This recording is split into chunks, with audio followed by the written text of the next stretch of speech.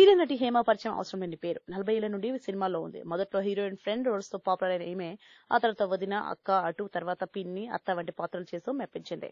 సినిమాలోనే కాకుండా నిజ జీవితంలో మా అసోసియేషన్ ఎన్నికల టైంలో హేమ పనితీరు కూడా హాట్ టాపిక్ అయ్యేది. అంతేకాదు బెంగళూరు డ్రగ్స్ కేసు విషయంలో హేమ అడ్డంగా బుక్ అయిపోయిన సంగతి తెలిసిందే.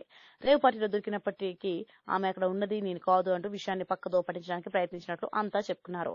అయితే ఎలాగోలా ఆమె బయటపడింది. తాను కలిగి ఉన్న రాజకీయ పలుకుబడిని వాడి ఆమె ఆ కేసుల నుండి బయటపడినట్టు ఇండస్ట్రీలో గుసగుసలు కూడా వినిపించాయి.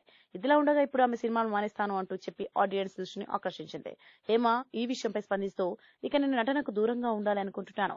ఎందుకంటే నాకు 14 ఏళ్ల వయసున్నప్పటి నుండి నటిగా కష్టపడుతూనే ఉన్నాను. ఇంకెంతకాలం కష్టపడాలి, ఎవరి కోసం కష్టపడాలి, అందుకే నా మనసు ఇక చాలు అని చెబుతోంది.